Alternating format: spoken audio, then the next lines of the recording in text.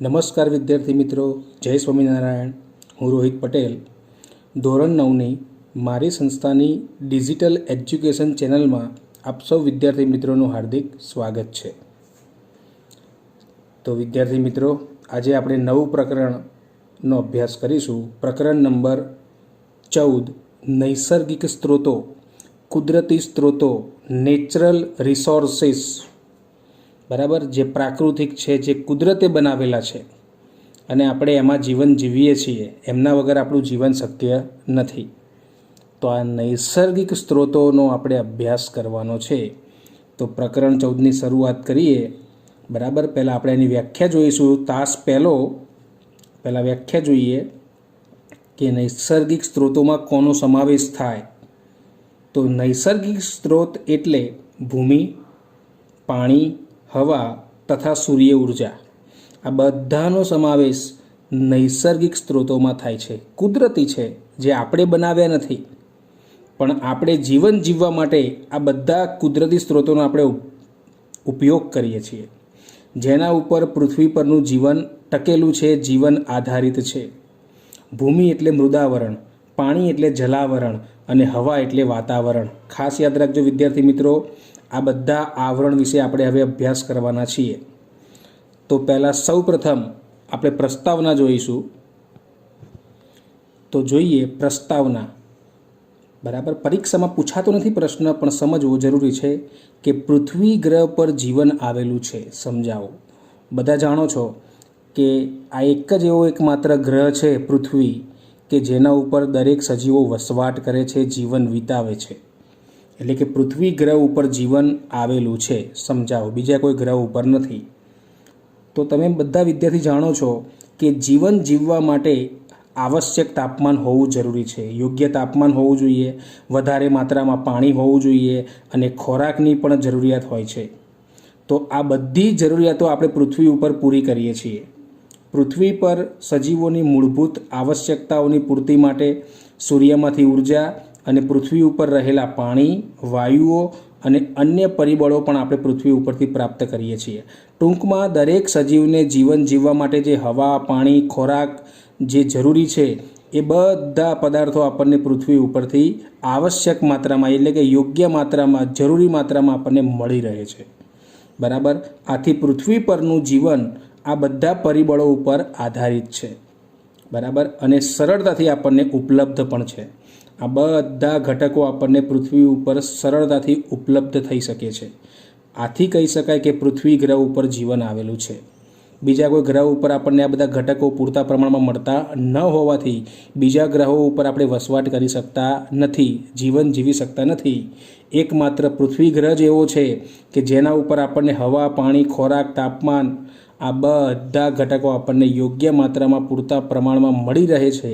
માટે પૃથ્વી ગ્રહ ઉપર જીવન વસેલું છે, જીવન આવેલું છે, એવું તમે કહી શકો. હવે આગળ એક નવો ટૉપિક જોઈએ.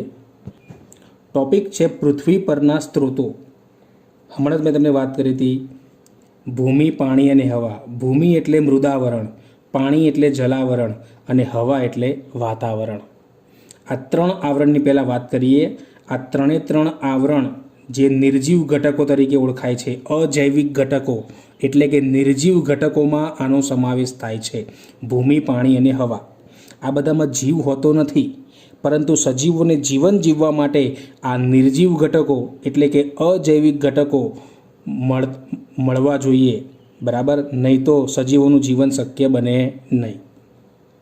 તો જોઈએ પૃથ્વી પરના સ્ત્રોતોમાં પહેલો મુદ્દો જોઈએ, મૃદાવરણ. મૃદા એટલે માટી, માટીનું બનેલું આવરણ, ખડકોનું બનેલું આવરણ, જેને અંગ્રેજીમાં લિથોસ્ફિયર કહેવાય. લિથોસ્ફિયર. તો પૃથ્વીનું સૌથી ઉપરનું સ્તર કે જે ખડકો અને ભૂમિ વડે રચાયેલું છે. તો ખડકો અને ભૂમિ વડે રચાયેલા પૃથ્વીના આવા સૌથી ઉપરના આવરણને આપણે શું કહીએ છીએ? મૃદાવરણ. માટીનું આવરણ, જેના ઉપર સજીવો વસવાટ કરે છે અને પોતાનું જીવન જીવે છે. બરાબર. ભૂચર પ્રાણીઓ, ભૂચર જમીન ઉપર વસવાટ કરતા પ્રાણીઓ, એ મૃદાવરણ ઉપર જ રહી પોતાનું જીવન વિતાવતા હોય છે. બીજો મુદ્દો જલાવરણ. જલ એટલે પાણી, પાણીનું બનેલું આવરણ. હવે એને અંગ્રેજીમાં શું કહીશું આપણે? હાઇડ્રોસ્ફિયર. હાઇડ્રો એટલે પાણી, પાણીનું બનેલું આવરણ. સ્ફિયર એટલે આવરણ, પાણીનું બનેલું આવરણ, જેને આપણે જલાવરણ કહીએ છીએ. તો તમે જાણો છો પરીક્ષામાં ટૂંકો પ્રશ્ન પૂછી શકાય કે પૃથ્વીનો 3/4 ભાગ. હવે 3/4 ભાગને આપણે શું કહીએ છીએ? 75% ભાગ પાણીનો બનેલો છે. શાનો બનેલો છે? પાણીનો બનેલો છે. તેમાં પણ ભૂગર્ભીય જળનો પણ સમાવેશ થાય છે. બરાબર. તો ભૂગર્ભીય જળનો સમાવેશ થતો એવા કયા કયા ઘટકો છે? સમુદ્ર, સરોવર, નદી, તળાવ, કૂવા વગેરે ભેગા મળી આ બધા ઘટકો જલાવરણનું શું કરે છે? નિર્માણ કરે છે. આ બધાની અંદર પાણી હોય છે અને આ બધાની અંદર સજીવો વસવાટ કરતા હોય છે, જળચર પ્રાણીઓ. તો આ સમગ્ર રચનાને આપણે શું કહીશું? જલાવરણ કહીશું. બરાબર. 75% ભાગ પાણીથી છવાયેલો છે પૃથ્વીનો. યાદ રાખજો, 3/4 ભાગ એટલે 75% ભાગ. આગળ ત્રીજો મુદ્દો જોઈએ, વાતાવરણ. વાતાવરણને આપણે ઇંગ્લિશમાં શું કહીએ છીએ? એટમોસ્ફિયર. બરાબર. સમગ્ર પૃથ્વીને કામળો એટલે ધાબળો, કામળા કે ચાદરની જેમ ઢાંકતા વાયુ કે હવાના બનેલા આ આવરણને આપણે શું કહીએ છીએ? વાતાવરણ. સમગ્ર પૃથ્વીની ફરતે ચાદરની જેમ વાયુઓનું આખું આવરણ ઢંકાયેલું છે અને આ વાયુઓના બનેલા આવા આવરણને આપણે શું કહીએ છીએ? વાતાવરણ, એટમોસ્ફિયર. વિદ્યાર્થી મિત્રો, અન્ય ગ્રહો ઉપર વાતાવરણ છે નહીં, માટે અન્ય ગ્રહો ઉપર જીવસૃષ્ટિ શક્ય નથી. માત્ર ને માત્ર પૃથ્વી ગ્રહ જ એક એવો ગ્રહ છે કે જેના ઉપર વાતાવરણ શક્ય છે, વાતાવરણ આવેલું છે. અને આ પૃથ્વી ગ્રહ ઉપર એટલા માટે જ વાતાવરણના લીધે જ સજીવો વસવાટ કરી શકે છે અને પોતાનું જીવન જીવી શકે છે. ખાસ યાદ રાખજો, તો જીવન જીવવા માટે વાતાવરણ હોવું પણ જરૂરી છે. કેમ કે વાતાવરણની અંદર સજીવોને જીવન જીવવા માટેનો અગત્યનો વાયુ આવેલો હોય છે. કયો? ઓક્સિજન, જે આપણને પૃથ્વી ઉપર વાતાવરણમાંથી યોગ્ય માત્રામાં મળી રહે છે, માટે આપણે જીવન જીવી શકીએ છીએ. બરાબર. તો આ વાતાવરણ પણ સજીવોના જીવન માટે એક અગત્યનું આવરણ કહી શકાય. બરાબર. હવે ખાલી યાદ રાખવા જેવો મુદ્દો છે કે આ ઉપરયુક્ત ત્રણેય આવરણ ભણ્યા આપણે. કયા 3 આવરણ? મૃદાવરણ એટલે કે ભૂમિ, જલાવરણ એટલે પાણી અને વાતાવરણ એટલે હવા. આ પૃથ્વી ઉપર જીવન માટે આવશ્યક અજૈવિક ઘટકો એટલે કે નિર્જીવ ઘટકો તરીકે જાણીતા છે. બરાબર. આ મૃદાવરણ, જલાવરણ અને વાતાવરણનો સમાવેશ નિર્જીવ ઘટકો એટલે કે અજૈવિક ઘટકો તરીકે થાય છે. ખાસ યાદ રાખજો વિદ્યાર્થી મિત્રો. હવે આગળ આ 3 આવરણ, મૃદાવરણ, જલાવરણ અને વાતાવરણ, આ 3 આવરણને ભેગા કરીને આપણે એક ચોથા આવરણનો અભ્યાસ કરવાનો છે, જીવાવરણ. સમાજ વિદ્યાની ભાષામાં જીવાવરણ કહેવાય, વિજ્ઞાનની ભાષામાં આપણે એને જૈવાવરણ કહીએ છીએ. બંનેનો મતલબ એક જ છે. જીવાવરણ કહો કે જૈવાવરણ કહો, અંગ્રેજીમાં આપણે એને બાયોસ્ફિયર કહીશું. બરાબર.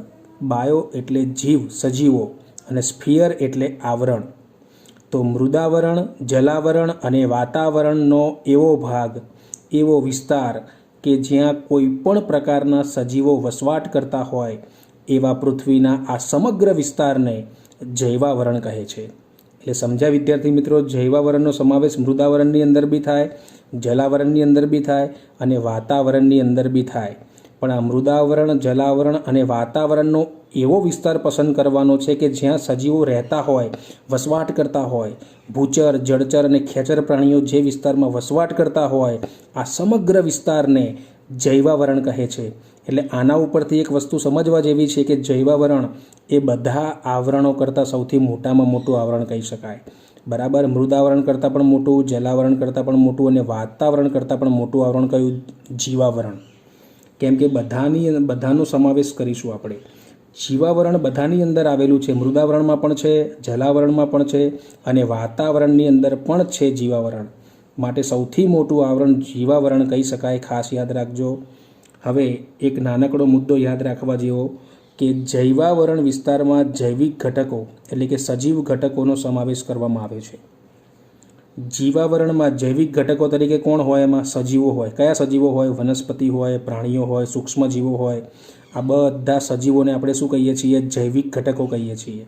અને બીજા કયા ઘટકો હોય છે? અજૈવિક ઘટકો, જેને આપણે નિર્જીવ ઘટકો પણ કહીએ છીએ.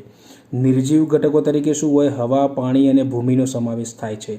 હવા એટલે વાતાવરણની અંદર જોવા મળે, પાણી જલાવરણની અંદર જોવા મળે અને ભૂમિ એ મૃદાવરણમાં જોવા મળે. બરાબર. તો જીવાવરણમાં જૈવિક ઘટકોનો પણ સમાવેશ થાય અને અજૈવિક ઘટકોનો પણ સમાવેશ થાય. જૈવિક ઘટકો તરીકે સજીવો, જેમાં વનસ્પતિ, પ્રાણીઓ અને સૂક્ષ્મજીવો, તથા અજૈવિક ઘટકો એટલે કે નિર્જીવ ઘટકો તરીકે હવા, પાણી અને ભૂમિનો સમાવેશ થાય છે.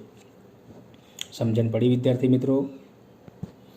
હવે આગળ પ્રશ્ન નંબર 1 કે શા માટે પૃથ્વી ઉપર જીવન છે અને શુક્ર તેમજ મંગળ જેવા ગ્રહો ઉપર જીવન શક્ય નથી, જીવન નથી.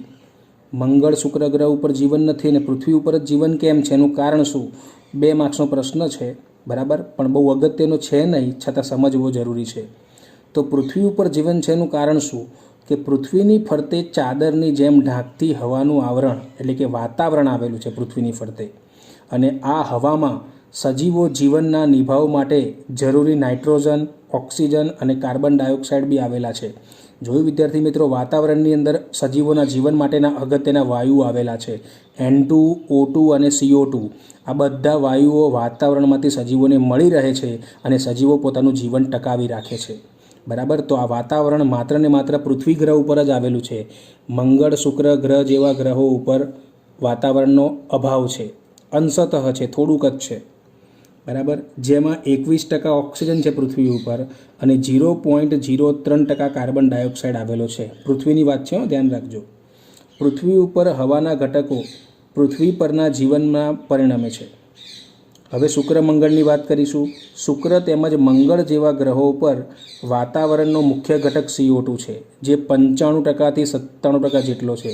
વિદ્યાર્થી મિત્રો, આ ટૂંકો પ્રશ્ન પરીક્ષામાં પૂછી શકાય કે શુક્ર અને મંગળ ગ્રહનો મુખ્ય ઘટક, મુખ્ય વાયુ કયો છે? CO2. એનું પ્રમાણ કેટલું છે? 95%થી 97% જેટલું છે. હવે આટલું ઊંચું પ્રમાણ હોય કાર્બન ડાયોક્સાઇડનું, તો એવા ગ્રહો ઉપર જીવન શક્ય નથી. સજીવોને શ્વાસ લેવામાં તકલીફ પડે.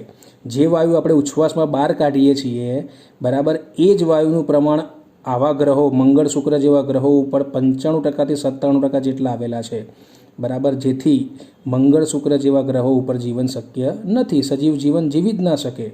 બરાબર. પોતાની ક્રિયાઓ પૂર્ણ કરી શકે નહીં. સજીવ જીવન માટે શ્વસનમાં જરૂરી ઓક્સિજન પ્રાપ્ત ન હોવાથી ત્યાં જીવન નથી. જોયું? મંગળ, શુક્ર ગ્રહો ઉપર પૂરતા પ્રમાણમાં ઓક્સિજન ન મળવાથી સજીવો ત્યાં જીવન જીવી શકતા નથી, માટે ત્યાં જીવન શક્ય નથી. તો આપણે આ પ્રશ્ન અહીંયા પૂર્ણ કરીએ છીએ.